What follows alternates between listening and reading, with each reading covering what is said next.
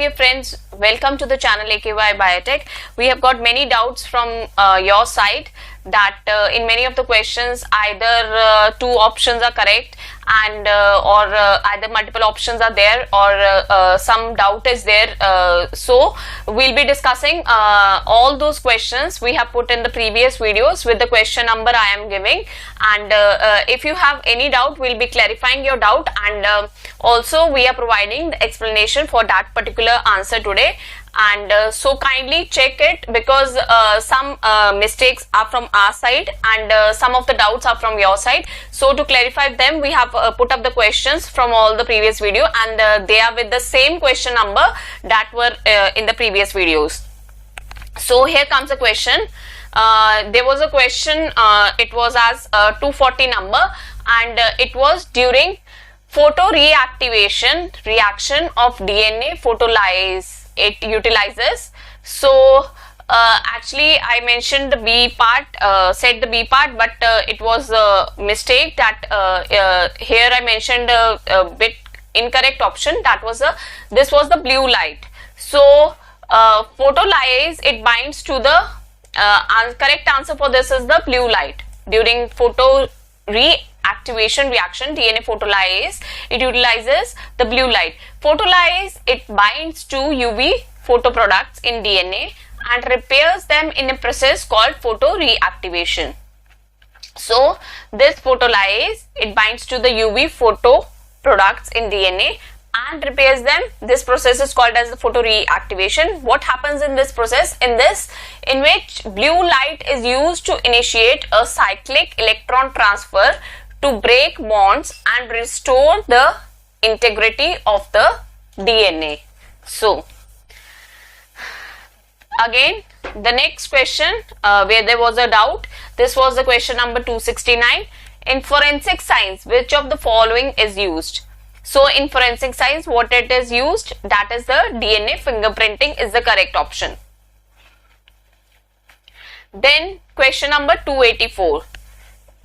Here question number, it's 284, and the next question is that is number 309.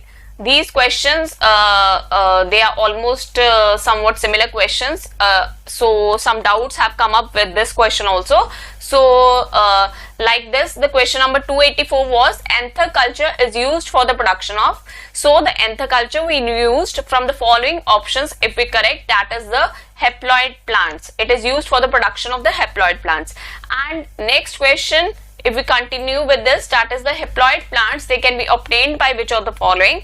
The correct answer to this, it can be obtained by the anther culture as well as the unfertilized ovule culture. So these two can result in the production of the haploid plants. Next, again, these two questions, you know that these two questions are also similar. Young pollen grains or the young microscopes, one and the same thing.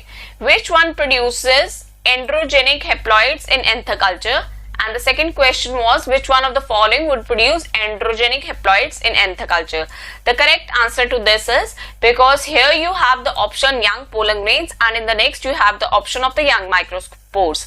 This is one and the same thing, the young pollen grains and the young microspores. So either of them is correct. So you look at the options and mark the correct option while in marking in the question paper. So this here comes the explanation for this one. The androgenic method of haploid production. So the androgenic method of haploid production is from the male gametophyte of an angiosperm plant, that is microspore, immature young pollen. Young pollen grains or the microspores produce androgenic haploids in anther culture, while anther wall, that is tapetal layer, the option, that is the anther wall, tapetal layer of anther wall, and this the connective tissue. What are they? They all are the parts of the anther.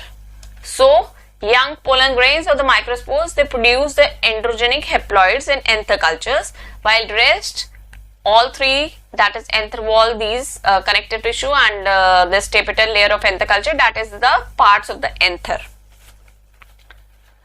Next question, it was number 517. This was the action of chloramphenicol involves which of the following. So the action of chloramphenicol, it involves the inhibition of peptidyl transferase. So chloramphenicol, it is a bacteriostatic by inhibiting protein synthesis. What it does, it inhibits the protein synthesis. It prevents protein chain elongation by inhibiting peptidyl transferase activity of the bacterial ribosome. This is the function of the chloramphenicol, and this is also an important question. Next, one question was there from your side, that to explain these terms in detail, that is the differentiation, dedifferentiation and the redifferentiation. So what happens in this is, there is a meristematic cell, division take place and the new cells they are formed, and this is known as the differentiation once these are differentiated into the particular cells. So what is differentiation? That is the formation of the various cell types and organs like root, shoot, etc. either in vivo or in a cell culture. So when these cells, they undergo the process of the differentiation and they are formed and they form the differentiated cells, and they differentiate into various cells like the root, shoot, etc. either in vivo or in the cell culture.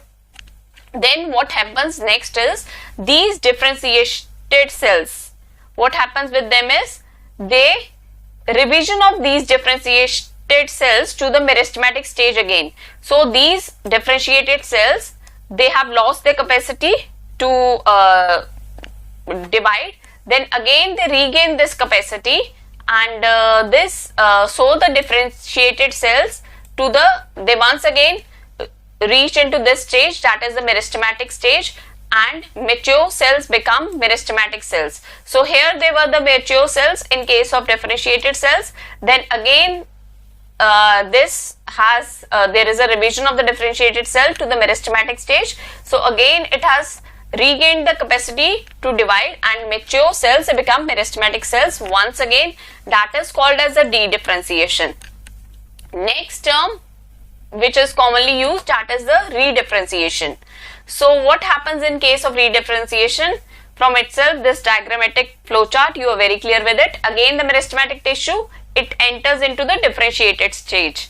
So the cell that regained, so once dedifferentiation, first is the differentiation, okay, then the dedifferentiation, then the meristematic cell, and the cell that regained the capacity to divide. So this cell, it has regained the capacity to divide, it loses the capacity to divide. So mature cells that become meristematic cells through dedifferentiation. So here they were the mature cells, they have once again become the meristematic cells through the process of the dedifferentiation. They again become matured and specialized. So what happens? They again revert back to this stage, that is they become matured and specialized, and this is known as the redifferentiation. So I hope you are clear with all these three terms, that is differentiation, dedifferentiation and the redifferentiation. So dear friends, thank you so much for watching this video, and please subscribe the channel so that you can get all the latest updates. Like and share the video, and we welcome all your doubts and all your queries, so that we can solve it. And I am very happy that you are taking equal interest in all these videos. And also if there is any correction or any wrong answer mark from our side, we welcome your queries and your answers also, so that we can explain them, we can discuss them in details. It's a very good thing from your side also, and please like and share the video.